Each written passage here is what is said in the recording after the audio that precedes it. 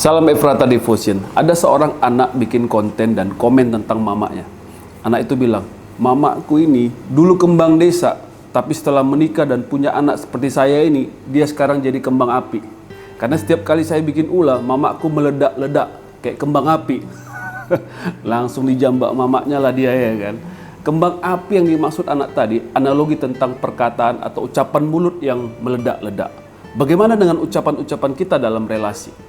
Di gereja kita, Gereja Metodis Indonesia, secara khusus Efrata Palembang, kita sedang jalani tuntunan Tuhan bagaimana menjadi keluarga murid Kristus. Keluarga mesti menjadi murid, supaya generasi juga bisa dimuridkan untuk mengenal Yesus dan mengikut Yesus. Salah satu pelajaran hari ini yang mau kita renungkan bagaimana murid, yaitu bagaimana menjaga perkataan kita. Yesus pernah mengajarkan begini dalam Lukas 6 ayat 45. Orang yang baik mengeluarkan barang yang baik dari perbendaharaan hatinya yang baik. Dan orang yang jahat mengeluarkan barang yang jahat dari perbendaharaan yang jahat.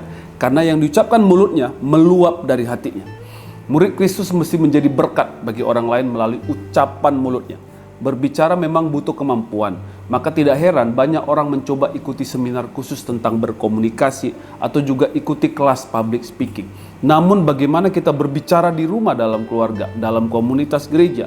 Apakah harus kursus komunikasi dulu baru bisa bijaksana? Kan sulit juga. Jadi bagaimana menjaga perkataan-perkataan kita? Makanya Yesus tadi katakan bahwa orang yang baik mengeluarkan barang yang baik dari perbendaharaan hatinya yang baik. Karena yang diucapkan mulutnya meluap dari hatinya. Berarti untuk berkata-kata yang baik mesti dimulai dari hati yang pulih, hati yang diisi kebaikan. Relasi dalam rumah tangga, kalau hati kita tidak diisi dengan cinta, maka yang keluar bisa amarah. Kalau hati tidak dipulihkan atau masih ada kepahitan, maka ucapan dari mulut keluarnya bisa toksik. Oleh karena itu kita mesti mau jalani pemuritan. Bagaimana caranya? Belajar dari Yesus. Yesus katakan dalam Matius 11 ayat 28-29, marilah kepadaku semua yang letih lesu dan berbeban berat, aku akan memberi kelegaan kepadamu. Pikulah kuk yang kupasang dan belajarlah padaku, karena aku lemah lembut dan rendah hati, dan jiwamu akan mendapat ketenangan. Kalau hati kita saat ini ada kepahitan, datang kepada Yesus, alami kasih-Nya, dan mau melakukan perintah-Nya untuk melepaskan pengampunan. Tujuannya supaya hati kita bersih dari kepahitan, tidak ada toksik. Kalau hati kita baik, maka ucapan yang keluar dari mulut kita akan baik. Kalau hati kita baik, maka status media sosial kita pun akan baik. Mari jadilah murid Kristus yang mau belajar dari Yesus dengan rendah hati. Dengan demikian, kita juga akan bisa memuridkan generasi dan mulai menjadi saksi Kristus dan membawa orang-orang berjumpa dengan Yesus dan diselamatkan. Karena perkataan-perkataan kita penuh berkat, bukan kutuk. Ucapan yang keluar dari mulut adalah perkataan kebenaran, kasih, sukacita, damai sejahtera. Tuhan Yesus memberkati saudara dimanapun berada. Mari kita berdoa. Tuhan, kami belajar menjadi keluarga murid Kristus hari ini dengan menjaga perkataan. Murid Yesus mesti bijaksana dalam berkata-kata, mesti baik dalam berkata-kata, mesti sehat dalam berkata-kata.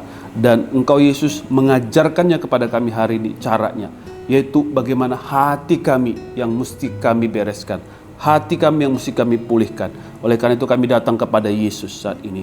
Tuhan, ampuni dosa dan pelanggaran kami. Bersihkan hati kami, sucikan hati kami. Penuhi hati kami dengan kasih-Mu yang besar. Terima kasih untuk pengampunan-Mu atas kami. Pulihkan hidup kami, supaya kata-kata kami Bapa bisa mengeluarkan kata-kata yang baik dari hati yang sudah Tuhan pulihkan dan penuh kebaikan Tuhan. Terima kasih Bapa, berkatilah setiap orang yang dengarkan devotion ini dan kami mengalami pemulihan dan lawatan dari Tuhan. Kami mau jadi berkat bagi banyak orang. Dalam nama Yesus kami telah berdoa. Amin.